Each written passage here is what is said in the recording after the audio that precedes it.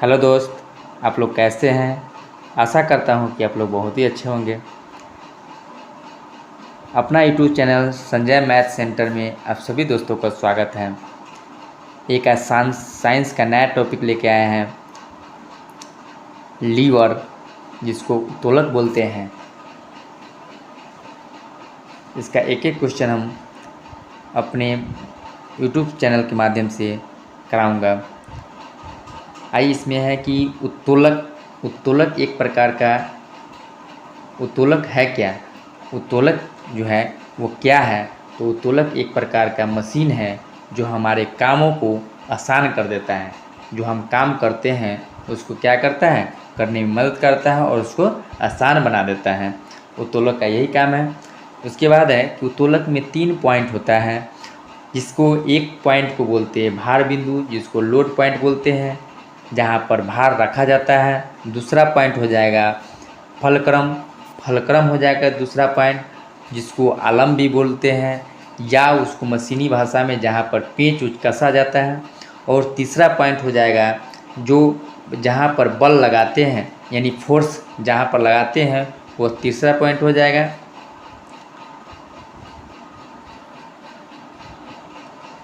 उसके बाद है कि किसी भी उत्तोलक की दक्षता 100% से कम होता है, यानी किसी भी उत्तोलक की दक्षता कहते क्या होगा, 100% से कम होगा।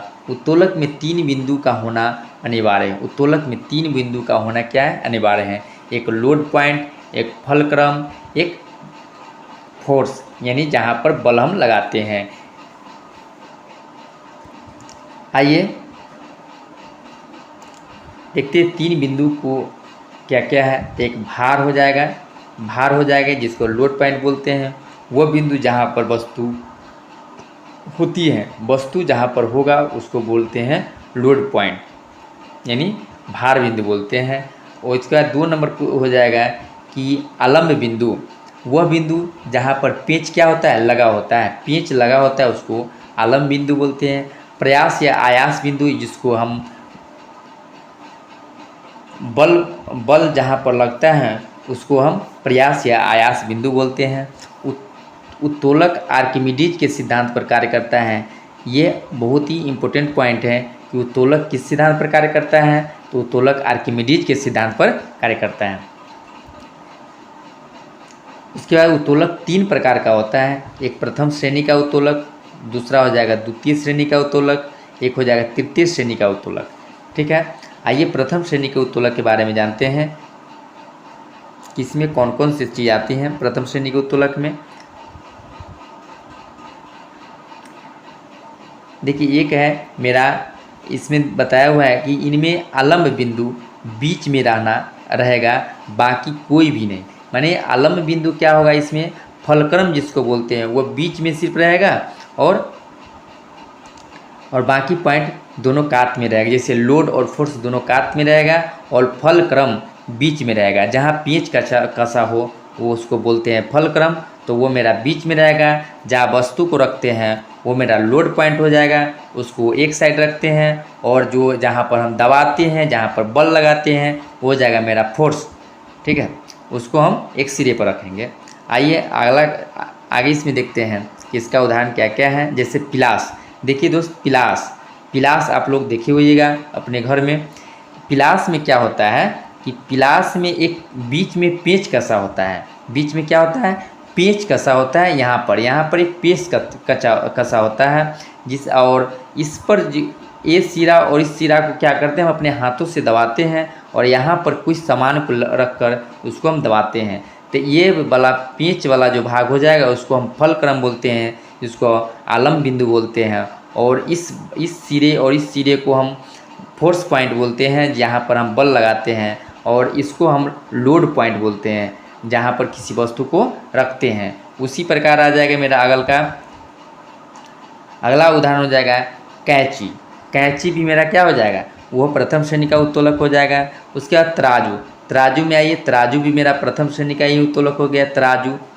उसके बाद हो गया चौथा नेल कटर, जिससे हम नाखून काटते हैं। नाखून जिससे काटते हैं वो भी मेरा प्रथम श्रेणी का उत्तोलक है। इसमें भी दोस्त वही बात है कि लोड यहाँ पर पड़ता है, किसी वस्तु को यहाँ पर यानी नाखून को यहाँ पर हम रखते हैं। उसके बाद ये हो गया मेरा पेंच कसा हुआ जिसको हम फलक्रम बोलते हैं, और ये मेरा हो गया जहाँ पर हम लोग फोर्स के द्वारा इसको हम दबाते हैं, बल के द्वारा इसको दबाते हैं, तो ये मेरा हो जाएगा फोर्स पॉइंट। और ये भी मेरा फलक्रम हुआ जहाँ पर पेंच कसाव होता है। ये नेल कटर भी प्रथम श्रेणी का उत्तोलक हो जाएगा। उसके बाद हो जाएगा चापाकल। चापाकल के बारे में देखिए कि चापाकल भी मेरा प्रथम श्रेणी का उत्तोलक हो जाएगा। और साइकिल का ब्रेक भी क्या हो जाएगा, प्रथम श्रेणी का उत्तोलक हो जाएगा, साइकिल का ब्रेक भी। आइए अगला देखते हैं कि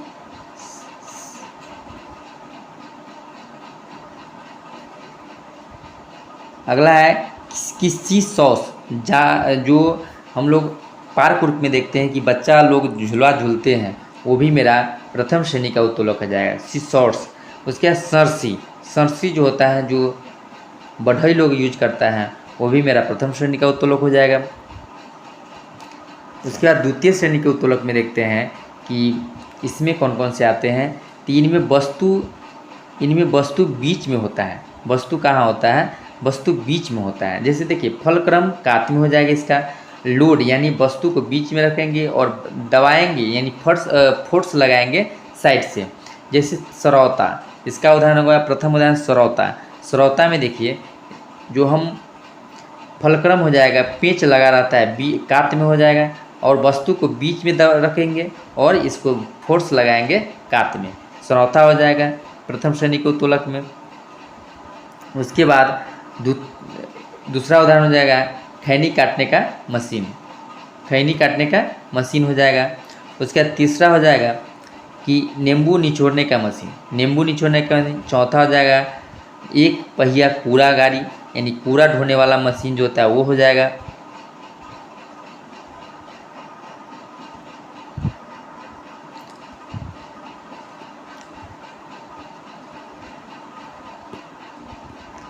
उसके बाद आइए तीसरा श्रेणी के उत्तोलक। तृतीय श्रेणी के उत्तोलक में आपको हो जाएगा, इसमें प्रयास बिंदु बीच में रहेगा, बाकी दोनों कात में, माने इसमें फोर्स कहाँ लगाएंगे, हम बीच में लगाएंगे, और फलक्रम भी साइड में होगा और लोड पॉइंट भी साइड में होगा, लेकिन हम फोर्स लगाएंगे बीच में।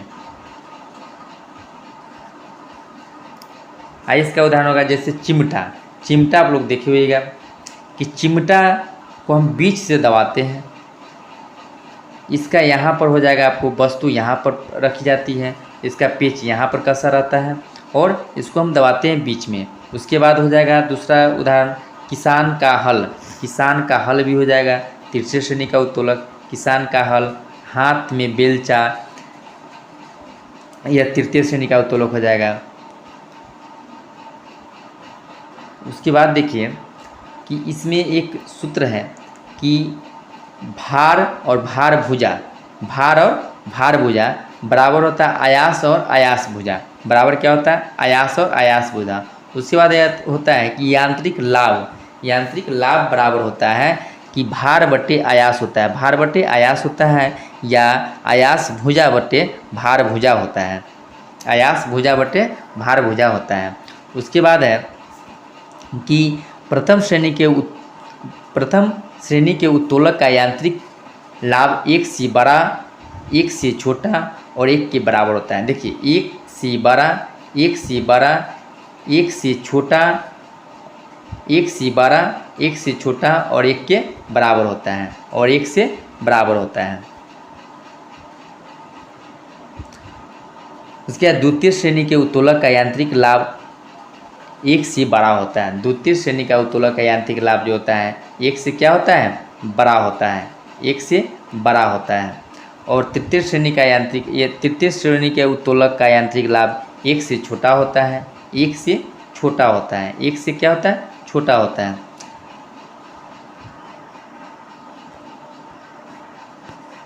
आइए इसका ऑब्जेक्टिव क्वेश्चन है कि चिमटा किस प्रकार के उत्तोलक का उदाहरण है। चिमटा जो होता है किस प्रकार के उत्तोलक का उदाहरण है।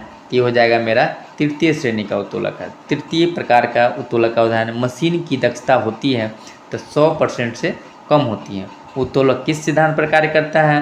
तो उत्तोलक आर्किमिडीज के सिद्धांत पर कार्य करता है। उसके बाद है कि यदि किसी यह भार W और प्रयास P है, यदि भार W और प्रयास P है तो यांत्रिक लाभ क्या होगा? तो W/P हो जाएगा। क्या हो जाएगा? W/P हो जाएगा। उसके बाद 5 नंबर क्वेश्चन है कि निम्नलिखित में से कौन सा प्रथम श्रेणी का उदाहरण है? प्रथम श्रेणी का उत्तोलक का उदाहरण है तो ये हो जाएगा आपको कि प्लायर, यानी प्लायर क्या है? प्रथम श्रेणी का। चिमटा अभी पढ़े हैं, तृतीय श्रेणी का। श्रोता ये द्वितीय श्रेणी का हो जाएगा।